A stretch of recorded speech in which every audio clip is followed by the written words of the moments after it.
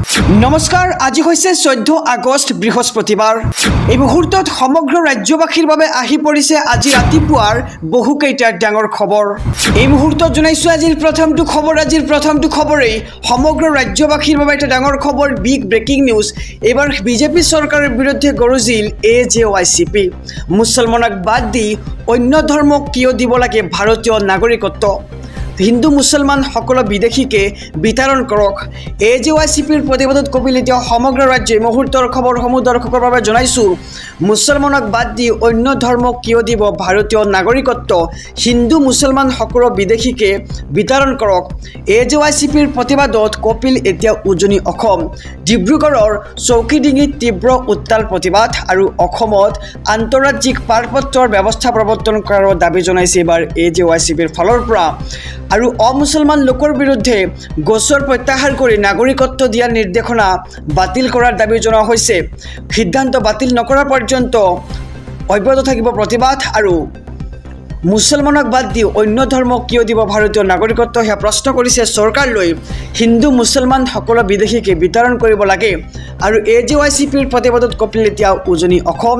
ডিব্ৰুগড়ৰ চৌকিডিঙিত তীব্ৰ প্ৰতিবাদ আৰু অমুছলমান লোকৰ বিৰুদ্ধে গোচৰ প্ৰত্যাহাৰ কৰি নাগৰিকত্ব দিয়াৰ নিৰ্দেশনা বাতিল কৰাৰ দাবী জনাইছে এইবাৰ AJYCPৰ ফালৰ পৰা।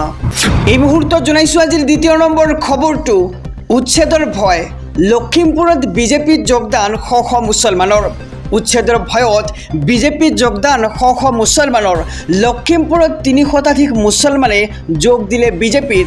লখিমপুৰৰ মাগনি পথাৰত বিজেপিত এই যোগদান কাৰ্যসূচী। লখিমপুৰৰ কুচিয়ামাৰীত বিজেপিৰ একাংশ নেতাই অনুষ্ঠিত কৰে যোগদান কাৰ্যসূচী। আৰু স্থানীয় একাংশ সংখ্যালঘু মুছলমানে যোগ দিলে বিজেপিত। আৰু অভিযোগ মতে এই লোকসকলে দখল কৰি আছে চৰকাৰী মাটি। আৰু মাগনি পথাৰত উচ্ছেদৰ দাবী জনাইছিল একাংশ দল সংগঠনে। আৰু প্ৰশাসনো সাজু হৈছিল মাগনি পথাৰত উচ্ছেদ চলাই বেদখলমুক্ত কৰিবলৈ। আৰু তাৰ মাজতে ৩০ শতাধিক মুছলমান সংখ্যালঘু লোকে যোগ দিলে এইবাৰ বিজেপিত। আৰু উচ্ছেদৰ ভয়ত মুছলমানে বিজেপিত যোগদান কৰাক লৈ এতিয়া তীব্ৰ প্ৰতিক্ৰিয়াৰ সৃষ্টি হৈছে। উচ্ছেদৰ ভয়ত এইবাৰ বিজেপিত যোগদান শ শ মুছলমানৰ। এই মুহূৰ্তত জনাইছোঁ আজিৰ তৃতীয় নম্বৰ খবৰটো ৰাজ্যৰ লগতে সমূহ দেশবাসীৰ বাবে এটা ডাঙৰ খবৰ। যদি আপোনাৰ আধাৰ কাৰ্ড আছে, ভোটাৰ কাৰ্ড আছে, লগতে পেন কাৰ্ড আছে, তথাপিও আপুনি ভাৰতীয় নাগৰিকত্ব নাপাব। এইবাৰ উচ্চতম ন্যায়ালয়ে দিছে ডাঙৰ ৰায়দান। এই মুহূৰ্তৰ খবৰসমূহ ৰাজ্যবাসীৰ বাবে জনাইছোঁ। Aadhaar card, voter card, PAN card থাকিলে ভাৰতীয় নাগৰিক নহয়। এইবাৰ উচ্চ ন্যায়ালয়ে দিলে গুৰুত্বপূৰ্ণ ৰায়দান। আধাৰ কাৰ্ড, পেন কাৰ্ড থাকিলে কোনো লোক নহয় ভাৰতীয়। ভোটাৰ কাৰ্ড থাকিলেও লাভ নকৰে ভাৰতীয় নাগৰিকৰ পৰিচয়। Aadhaar card, PAN card, voter card কেৱল পৰিচয় পত্ৰহে হ'ব পাৰে। এনে পৰিচয় পত্ৰ কেৱল নিৰ্দিষ্ট সীমা সংশ্লিষ্ট সেৱাৰ বাবেহে দিয়া হয়। আৰু এইসমূহ পৰিচয় পত্ৰৰ দ্বাৰা নাগৰিকত্ব প্ৰমাণ কৰিব নোৱাৰি। নাগৰিকত্ব নিৰ্ণয় হয় নাগৰিকত্ব আইন 1955 চনৰ অনুসৰিহে। আৰু ভাৰতীয় নাগৰিকত্বক লৈ এইবাৰ বৃহৎ ৰায়দান উচ্চ ন্যায়ালয়ৰ। আহিছোঁ পৰৱৰ্তী খবৰৰ মাজলৈ। ৰাজ্যবাসীৰ বাবে আৰু এটি ডাঙৰ খবৰ, সকলো মুছলমানে ত্যাগ কৰক কংগ্ৰেছ দল। কংগ্ৰেছ মুক্ত অসম হ'লেহে মিয়াই মুক্তি পাব। আৰু সকলো মুছলমানে কংগ্ৰেছ দল ত্যাগ কৰক, কংগ্ৰেছ মুক্ত অসম হ'লেহে মিয়াই মুক্তি পাব। কংগ্ৰেছৰ ভুলৰ বাবে আজি মিয়াৰ গাত বাংলাদেশীৰ দাগ। আৰু অসমৰ সাম্প্ৰতিক পৰিৱেশৰ বাবে কেৱল কংগ্ৰেছ দল জগৰীয়া। দশক ধৰি কংগ্ৰেছে মুছলমানক ব্যৱহাৰ কৰি আহিছে। মুছলমান লোকক ভোট বেংক হিচাপে ব্যৱহাৰ কৰি আহিছে কংগ্ৰেছে। কংগ্ৰেছক সকলোৱে বৰ্জন কৰক, বিভ্ৰান্তিৰ সৃষ্টি কৰিছে কংগ্ৰেছে। আৰু এই মন্তব্য কাৰ সবিশেষ জনাই যাম। ডিটেনশ্যন কেম্প বনালে কংগ্ৰেছে।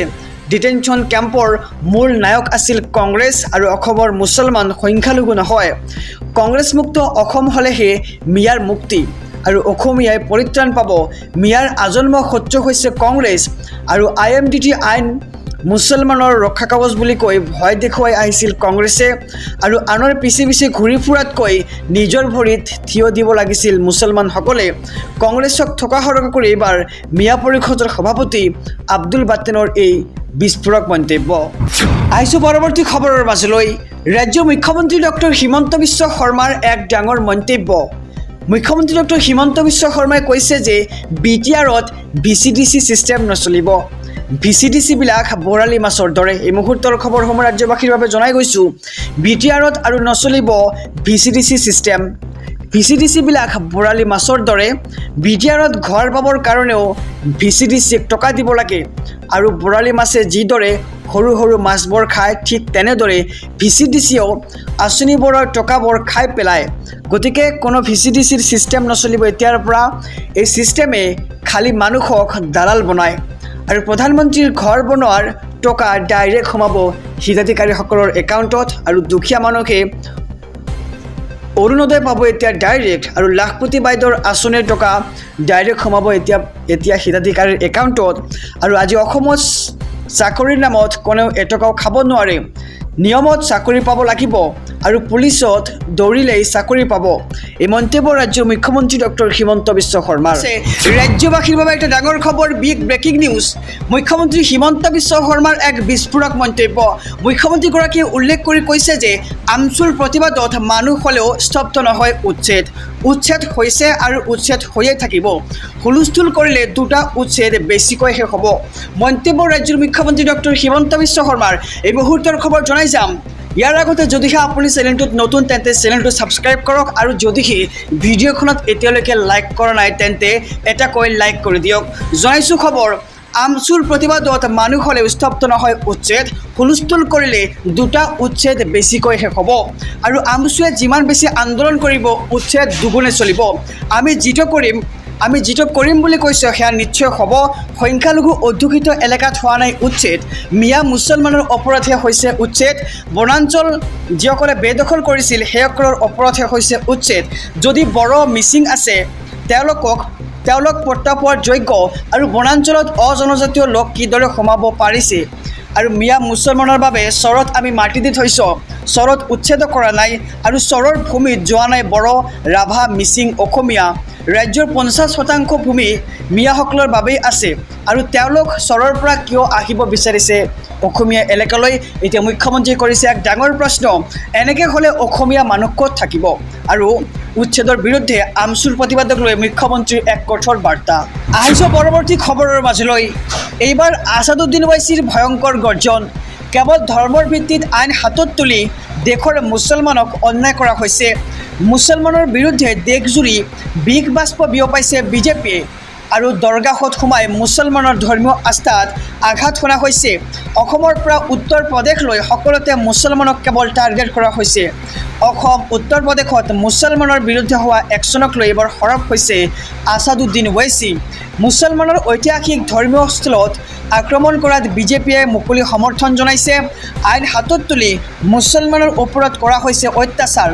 দৰগাহ কবৰস্থানত সোমাই মুছলমানৰ ধৰ্মীয় অনুভূতিত আঘাত শুনা হৈছে আৰু ধৰ্ম চাই দেশৰ আইন হাতত তুলি অন্যায় কৰা হৈছে আৰু 1992ৰ দৰে পৰিস্থিতিক পুনৰ ঘূৰাই আনিব বিচাৰিছে বিজেপি চৰকাৰে। এনেদৰে এতিয়া মন্তব্য কৰিছে আছাদুদ্দিন ওৱাইচিয়ে। আৰক্ষীৰ সন্মুখতে মুছলমানৰ ধৰ্মস্থলত আক্ৰমণ কৰা হৈছে।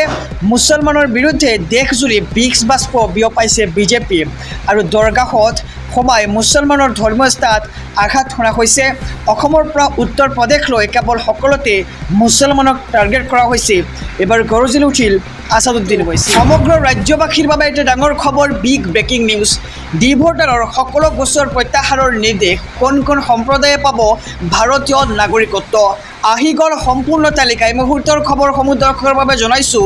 ৰাজ্যৰ লাখ লাখ ডিভোটাৰৰ বাবে আহি গ'ল ডাঙৰ খবৰ।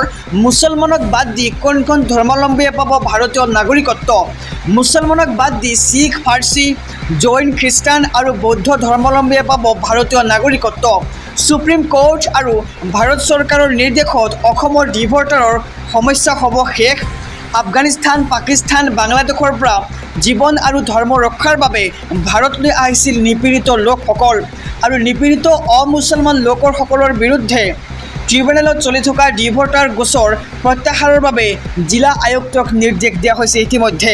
আৰু অসমত মুছলমানৰ লগতে হিন্দু, শিখ, পাৰ্চী, জৈন, খ্ৰীষ্টান আৰু বৌদ্ধ ধৰ্মাৱলম্বীৰ মুঠ 94,477 ডিভোটাৰ আছে আৰু এইসকলৰ পৰা মুছলমানক বাদ দি বাকীসকলক প্ৰদান কৰা হ'ব ভাৰতীয় নাগৰিকত্ব। এই মুহূৰ্তৰ খবৰ জনাই গৈছোঁ, ডাঙৰ খবৰ ৰাজ্যবাসীৰ বাবে। ৰাজ্যৰ লাখ লাখ ডিভোটাৰৰ বাবে আহি গ'ল ডাঙৰ খবৰ। এইবাৰ মুছলমানক বাদ দি কণ কণ ধৰ্মাৱলম্বীয়ে পাব ভাৰতীয় নাগৰিকত্ব। মুছলমানক বাদ দি শিখ, ফাৰ্চী, জৈন, খ্ৰীষ্টান আৰু বৌদ্ধ ধৰ্মাৱলম্বীয়ে পাব ভাৰতীয় নাগৰিকত্ব।